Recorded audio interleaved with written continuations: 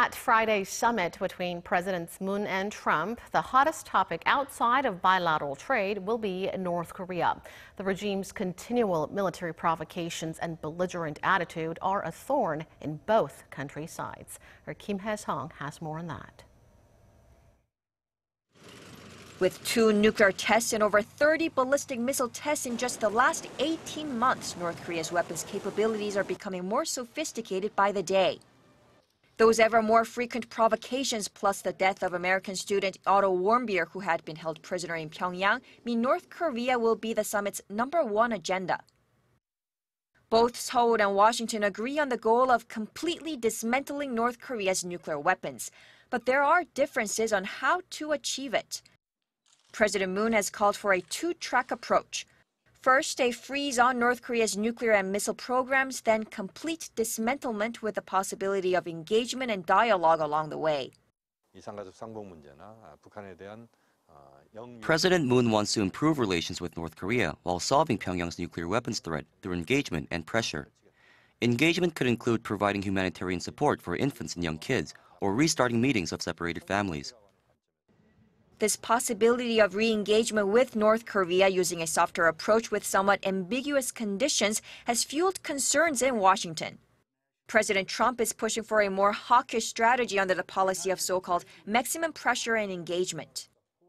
The North Korean regime is causing tremendous problems, and it's something that has to be dealt with, and probably dealt with rapidly. The Trump administration has made North Korea its top security priority, imposing new sanctions on the North Korean leadership and even warning that military action is on the table. It dispatched 2 U.S. aircraft carriers to the Korean peninsula in April, a move unseen in the last 20 years. Trump is trying to increase pressure on North Korea for its repeated violations, not only of UN resolutions, but also U.S. law. So in the U.S., there are a lot of questions, a lot of concerns about President Moon's policy. Will he resurrect the unconditional engagement of Presidents Kim Dae-jung and Roh Moo-hyun? There are questions of, given his advocacy for accelerating wartime OPCON, questions about the THAAD deployment.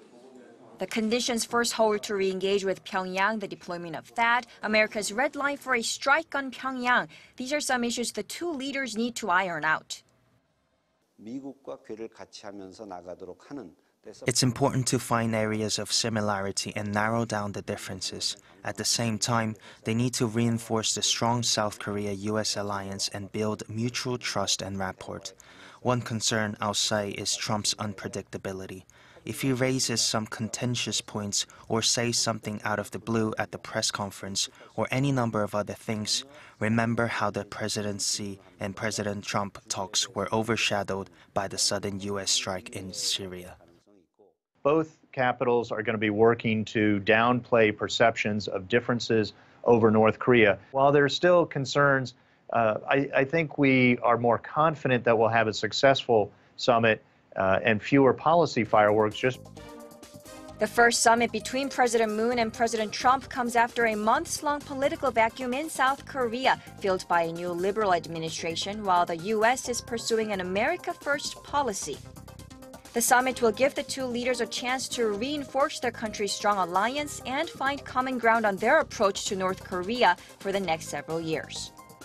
Hyesung, Arirang News.